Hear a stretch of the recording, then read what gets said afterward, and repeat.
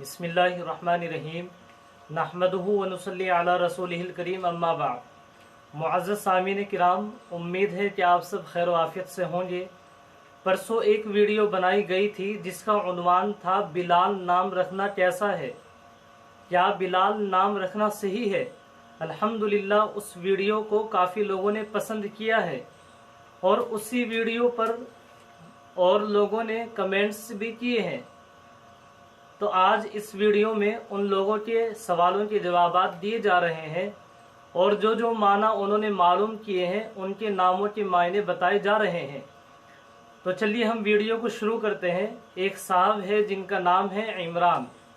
उन्होंने मालूम किया है कि मुफ्ती साहब, इमरान नाम के माना क्या है और इसका मतलब क्या है। देखिए, इमरान के दो माना आते हैं। एक माना आता है आबाद, दूसरे माना आते हैं जिंदगी। और ये एक पैगंबर अलैहिस्सलातु वस्सलाम का नाम है जिनका तज़किरा अल्लाह रब्बुल इज़्ज़त ने खुद अपनी किताब मुक़द्दस यानी कुरान करीम में इरशाद फरमाया है। तो लिहाजा आपका नाम बहुत अच्छा है, माना में कोई ख़राबी नहीं है, आप ये नाम रख सकते हैं और इस तरीके के नाम रखने भी चाहिए, इसलिए कि ये एक पैगंबर अलैहिस्सलातु वस्सलाम का नाम है। इसी तरीके से एक और साहब है, उन्होंने मालूम किया है कि मुफ्ती साहब कैफ नाम के माना बता दीजिए। देखिए, कैफ नाम एक ऐसा नाम है जो वालिदैन अपने बच्चों का बहुत ज़्यादा रखते हैं। आमतौर पर ये नाम बहुत ज़्यादा रखा जाता है, कैफ नाम। आज की इस वीडियो में मैं आपको कैफ नाम के माना बताता हूँ।